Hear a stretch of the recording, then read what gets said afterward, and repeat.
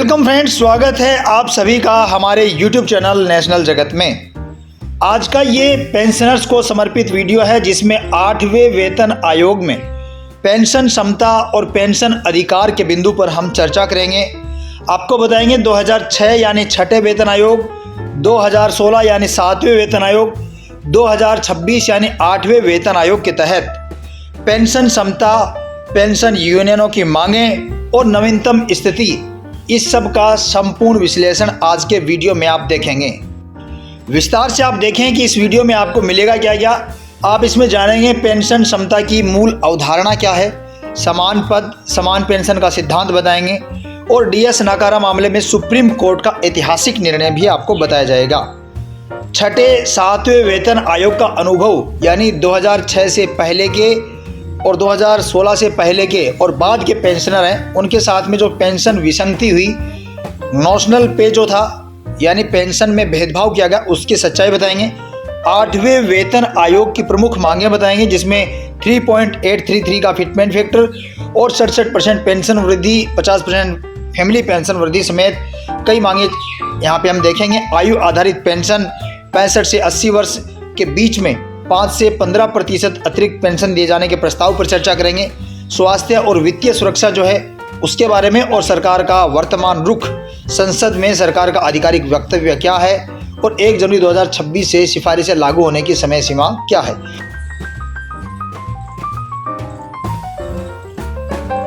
पहला बिंदु है पेंशन क्षमता क्या है। पेंशन क्षमता यानी समान पद समान पेंशन का सिद्धांत, और इस सिद्धांत की मूल अवधारणा है कि एक ही पद और समान सेवा अवधि के साथ में सेवानिवृत्त हुए 2 पेंशनरों की पेंशन में केवल सेवानिवृत्ति तिथि के आधार पर बड़ा अंतर नहीं होना चाहिए।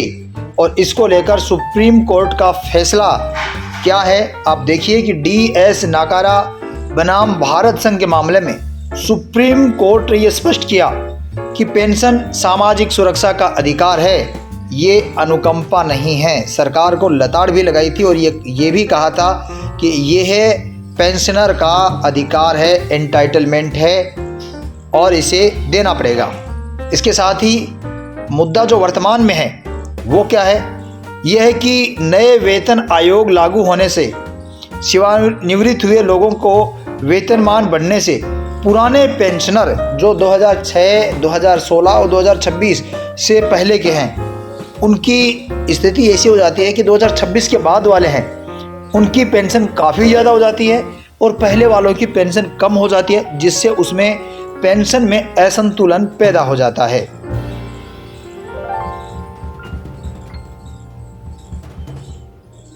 और अब देखिए छठे और 7वें वेतन आयोग में जो पेंशन असमानता हुई थी वह क्या थी।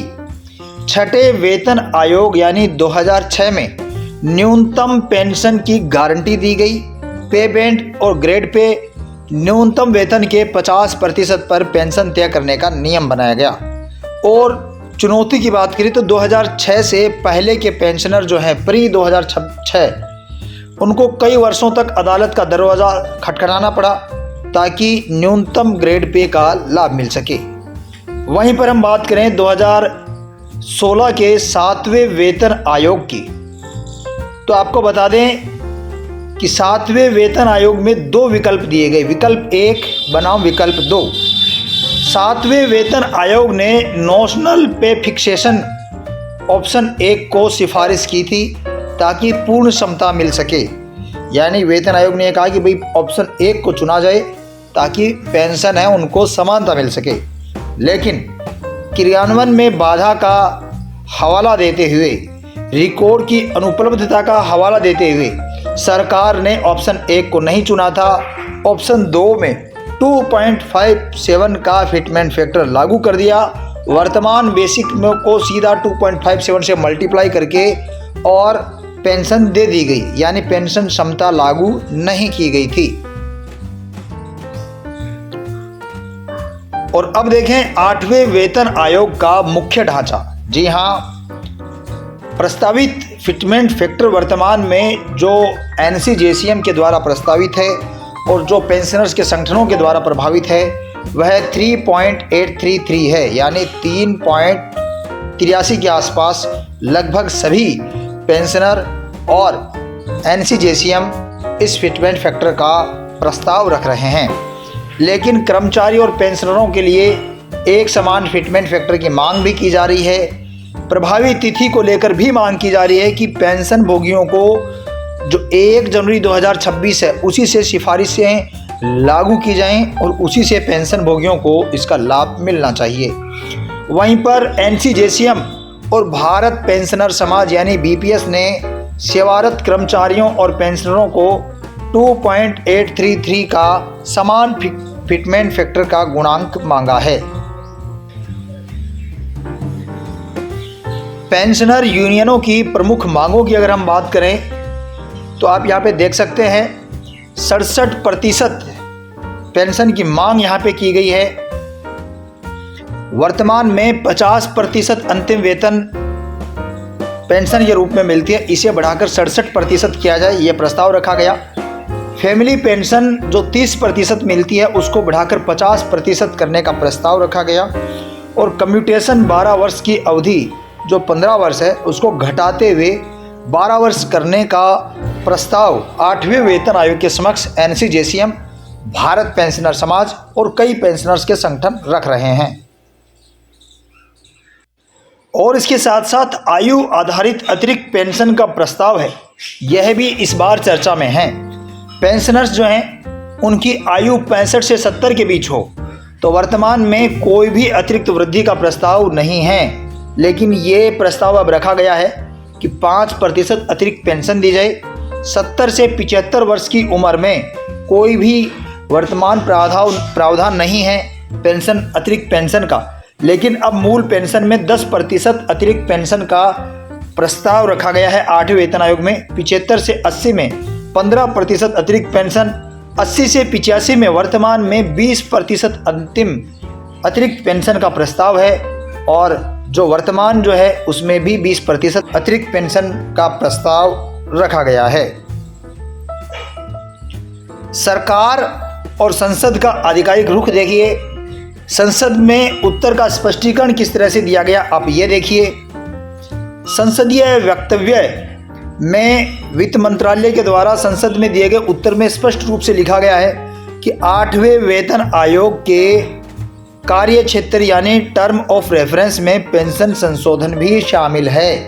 वहीं पर department of public and pension welfare में और NCJCM की बैठक में जो कैबिनेट सचिव की अध्यक्षता में हुई और NCJCM ने भी भाग लिया, उस बैठक में पेंशनर संगठनों की चिंताओं को आयोग के समक्ष रखने की सहमति बनी है। यानी यहाँ पर जो कैबिनेट सचिव है उन्होंने ये कहा कि जो भी पेंशनर्स के संगठन चिंता जाहिर कर रहे हैं पेंशन पैरिटी को लेकर, पेंशन की समानता को लेकर, पेंशन के भेदभाव रोकने को लेकर, ये सारी चीज़ें हम 8वें वेतन आयोग के समक्ष रखेंगे। अन्य प्रमुख सिफारिशों की बात करें तो यहाँ पे ग्रेच्युटी जो है उसको बढ़ाकर 75 लाख करने की सिफारिशें की गई। DADR को 25% होने पर ही मूल पेंशन में शामिल करने का प्रस्ताव भी दिया गया। तो पेंशन भोगियों के लिए मुख्य निष्कर्ष की बात करें, समान फिटमेंट फैक्टर, कर्मचारियों के समान ही फिटमेंट फैक्टर लागू करने का जो प्रस्ताव 3.833 या उससे ज़्यादा फिटमेंट फैक्टर लागू करने का जोर दिया गया। नोशनल पे फिक्सेशन, 6ठे और 7वें वेतन आयोग में पेंशन भोगियों को पे मैट्रिक्स के आधार पर नोशनल पे तय करके पूर्ण पेंशन क्षमता हासिल करना, इसके साथ ही न्यूनतम पेंशन में वृद्धि, पेंशनर संगठनों जैसे कि भारत पेंशनर समाज और उनके द्वारा न्यूनतम पेंशन को 45,000 रुपये प्रति माह निर्धारित करने का ज्ञापन प्रस्तुत किया गया। समयबद्ध रिपोर्ट आयोग के द्वारा 2026-27 में अपनी रिपोर्ट सौंपने और 1 जनवरी 2026 से एरियर सहित सारे लाभ देने की उम्मीदें यहाँ पर की गई। और अब बारी आपकी है। अगर आपका कोई प्रश्न हो, आप कोई चर्चा करना चाहते हैं, आप 8वें वेतन आयोग या पेंशन समता, पेंशन पेरिटी या पेंशन भेदभाव को लेकर आपका कोई सवाल है, सुझाव है, तो आप कमेंट बॉक्स में लिखें। हम आपके सवाल का जवाब देने की पूरी कोशिश करेंगे। लेकिन आपने अभी तक हमारे चैनल को अगर सब्सक्राइब नहीं किया है तो जल्दी से इस वीडियो को लाइक करें, चैनल को सब्सक्राइब करें और इस वीडियो को कम से कम एक ग्रुप में या एक अपने साथी तक जरूर पहुंचाएं। मिलते हैं अगले वीडियो में, तब तक के लिए जय हिंद, जय भारत।